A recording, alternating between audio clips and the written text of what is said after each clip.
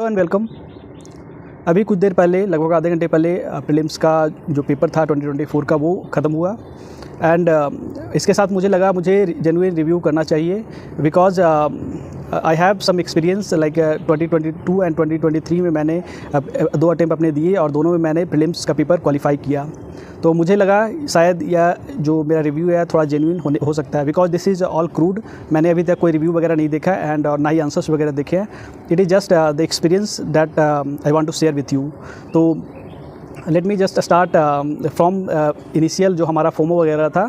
तो बेसिकली ये हल्ला काफ़ी था कि प्रीलिम्स का पेपर काफ़ी हार्ड आने वाला है and it will be like analytical and it will be time consuming and very lengthy. तो हमारी प्रिपरेशन भी वैसे ही रही और कोचिंग्स वगैरह के टेस्ट सीरीज भी वैसे ही एनालिटिकल एंड वो thought thinking higher thinking skills वाले उस तरह के क्वेश्चन से बनाए गए थे कोचिंग्स के द्वारा। एंड हम सभी लोगों ने वैसे ही प्रैक्टिस भी की थी। But it was not expected. हमें यह मतलब अंदेशा तो था ही कि हर साल की तरह प्रीलिम्स का जो पेपर है वो सरप्राइज़ करेगा, but we didn't expect that इतना ज़्यादा सरप्राइज़ मिलेगा। देखो, सरप्राइज़ इस तरह इस सेंस में मत लो कि it was very hard, but इस सेंस में है कि it was not analytical. UPSC level का मुझे लगा ही नहीं।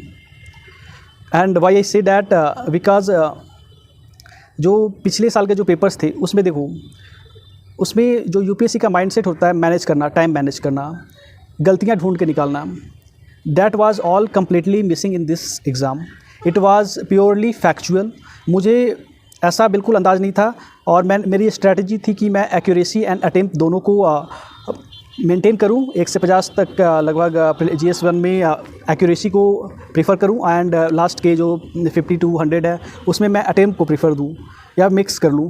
बट जब मैं पेपर दे रहा था तो लाइक आफ्टर 30 मिनट्स या इवन अराउंड 1 आवर तक मैं एक्यूरेसी पे फोकस था, काफ़ी ज़्यादा था। एंड जब 50-60 क्वेश्चन तक आ गया तो इट वाज लाइक अब थोड़ा सा रिव्यू करना पड़ेगा। मैंने क्वेश्चन जब मैं पूरा पेपर फिनिश किया तो मैंने काउंट किए एक्यूरेसी एंड अटेम्प्ट के साथ अप्रॉक्सीमेटली इट वाज 60 और 65, 60 to 65 generally it was like that much attempt. तो मुझे यह बात समझ में आ गया उस समय ही कि यह जो पेपर है this is purely factual, data based है एंड अगर मुझे सर्वाइव करना है इसमें तो आई मस्ट अटेम्प्ट दैट। जितना भी हो सके तुक्का लगाना पड़ेगा बिकॉज जो इंटेलिजेंट गेसेस हमारे थे जो अक्सर होता था 2022-23 के पेपर में मैंने इंटेलिजेंट गेसेस पे भी किया एंड वो सक्सेसफुल रहा बिकॉज पढ़ा लिखा कुछ था, but it was completely factual. GS paper 1 मुझे एकदम ऐसा लग ही नहीं रहा था यूपीएससी का मैं एग्ज़ाम दे रहा हूँ। इट वाज लाइक कोई स्टेट PCS वगैरह का है एग्ज़ाम उस तरह का। और बिल्कुल यूपीएससी ने काफ़ी ज़्यादा अपना लेवल गिराया है इस बार। एंड जब ऐसा मुझे लगा तो मैंने अपने अटेम्प्ट्स काफ़ी ज़्यादा बढ़ा दिए। लाइक 85 के लगभग मैंने अटेम्प्ट किए पूरे, और जो 85 मैंने बता रहा हूँ उसमें लगभग 20 से 25 क्वेश्चन जो 60 के बाद मैं बता रहा था, तो लाइक 85 प्लस ही है, 90 से कम लेकिन 85 प्लस है। तो 20, 22, 25 क्वेश्चन मैंने बिल्कुल तुक्के लगाए हैं इस बार। एंड मुझे नहीं पता कि मेरा होगा या नहीं, but on the positive side मुझे लगता है कि अगर तुक्के सही जगह लगे होंगे तो बिल्कुल अच्छे नंबर से होगा। एंड प्लस एक फैक्टर और है कि इस बार की जो कट ऑफ मार्क्स होने वाली है वो मुझे लगता है बहुत ज़्यादा जाएगी because look at this, it is general GS paper 1 मेरा था, बुकलेट सीरीज़ B नंबर। और देखो इसमें मैंने काफ़ी ज़्यादा मतलब इंटेलिजेंट गेसेस किए थे, मैंने मार्क कर रखे थे क्वेश्चन को एंड स्टेटमेंट बेस्ड वगैरह मतलब जो बन रहा था मैंने बनाए एंड लगभग सारे और जो मतलब फैक्चुअल कुछ ज़्यादा ही फैक्चुअल लग रहे थे उसे मैंने थोड़ा सा छोड़ दिया था लास्ट के लिए।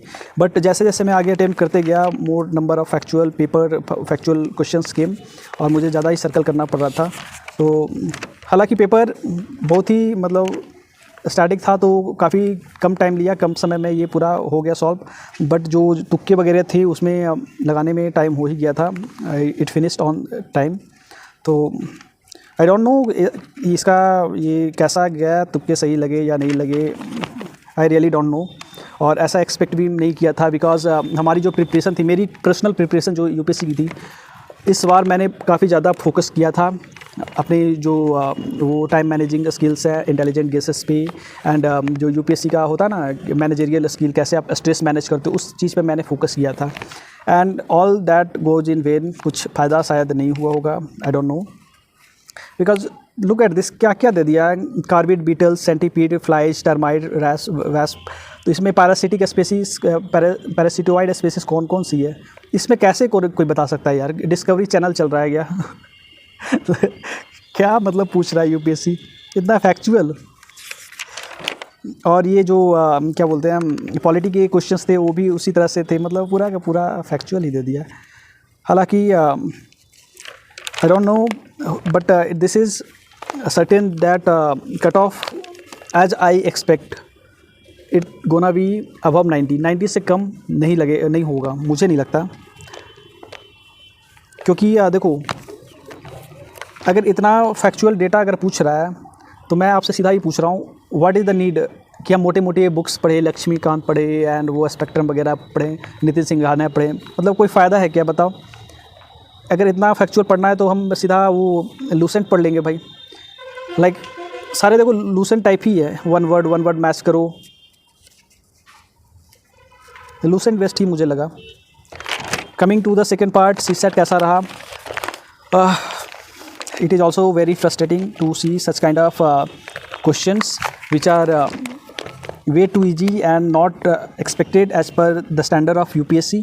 यूपीएससी का स्टैंडर्ड का तो पेपर लगा ही नहीं मुझे, सीसेट भी नहीं। ये सीसेट का पेपर है, ये भी मेरा section B booklet number B मिला था। एंड इसमें भी देखो पैसेजेस काफ़ी इजी है, लाइक 2023 का पैसेज काफ़ी लेंदी था, पढ़ने में थोड़ा टाइम लगा था, but this passages are very easy. इसमें मैंने अप्रॉक्स 60+ किए थे सॉल्व, और मैं ये सोच के गया था नंबर सिस्टम काफ़ी ज़्यादा आएगा। उस प्रिपरेशन भी मेरी काफ़ी हाई स्टैंडर्ड पे थी, मतलब उस अकॉर्डिंग सीसेट का एक मार्क्स मैं मतलब सोच रहा था कि लाने के लिए मतलब काफ़ी मेहनत करनी पड़ेगी, but that I don't think that gonna happen, because ये इतना ईजी है कि मतलब ऐसे ही काफ़ी अच्छे मार्क्स आ जाएंगे। तो एज आई एक्सपेक्ट, क्योंकि मेरा ये जो अभी का पूर्वानुमान बोल सकते हो, इट इज़ वेरी रॉ, अब मिलाने के बाद ही पता लगेगा क्या कैसा जा रहा है। But looking at the paper, I don't think it was very hard, it was very average, very average, and कोई लेवल कोई ख़ास नहीं है। और इसमें जो पिछले बार के मुकाबले, पिछले दोनों बार के मुकाबले का जो पेपर आता था, तो उसमें क्वेश्चंस में थोड़ा सा वेरिएशन आंसर्स में होते थे, लाइक वेरी क्लोज डेटा दिया रहता था, बट ऐसा उसमें इस पेपर में है नहीं, बिल्कुल सिंपल डेटा है एंड सिंपल स्टेटमेंट्स। तो मैंने तो इसे इजीली सीसेट को किया, वेरी इजीली। लाइक मेरी स्ट्रेटजी थी कि पहले 30 मिनट में मिनिमम 10 क्वेश्चंस करूं, तो मैंने 30 मिनट में ही 15+ कर लिए थे, 15+ क्वेश्चंस। एंड फिर अगले सेकेंड पार्ट में मैंने कंप्रहेंशंस किया, और ये भी मुझे ज़्यादा नहीं लगा, 40 से 45 मिनट लगा था पूरा करने में, because it was very easy, lengthy भी नहीं है इतना, और मैं आराम से कर रहा था, मतलब कोई हरी जैसा नहीं था। एंड लास्ट में फिर वैसे ही जो भी मौका मिला दबा दिया बिल्कुल। तो मैं सीसेट में तो बिल्कुल श्योर हूँ, आई एम गोना मतलब रॉक, अच्छे नंबर आएंगे। But I am not sure in GS 1 part, because it was very factual, and ऐसा बिल्कुल मैं एक्सपेक्ट नहीं कर रहा था, एंड मेरी प्रिपरेशन भी इस तरह की नहीं थी। तो what I gonna say that, जो भी मुझे लगता है जो न्यू कमर्स हैं, न्यू बंदे जिनका कुछ ज़्यादा डीप नॉलेज पकड़ नहीं होगा, उन्होंने तुक्के मारे होंगे, उनका ही होने वाला है इस बार। बिकॉज जो मैच्योर बंदे होंगे वो थोड़े से कंजर्वेटिव काइंड ऑफ होंगे, उन्होंने मतलब सोच समझ के रंगा होगा। But again I will say that that's very difficult to analyze, because pattern देख के ही लग रहा है कि it's gonna be very high cutoff, and I don't know what to say, but I will update you next day मेरे कितने marks आ रहे हैं या नहीं आ रहे हैं according to the coaching institutes, मैं चेक करके बताऊंगा। And stay connected with me if you wanna like have any advice, or if I'm saying it wrong or something, if you feel like that, then please let me know that in the comment section। आप मुझे बताओ क्या मेरा ये review गलत है या कुछ मैं ऐसे ही बके जा रहा हूँ। But to be very honest, it was surprising Indeed, but not surprising in that way because level काफ़ी गिरा है यूपीएससी का, and I didn't expect that. So this is all for today guys. I will just update you in next stage 1 or 2. I will match the all the answers which are right or wrong, and I will make a separate video. So hope I get again qualify the prelims and sit for the mains. It is my expectation, but let's see what gonna happen. So goodbye, thank you.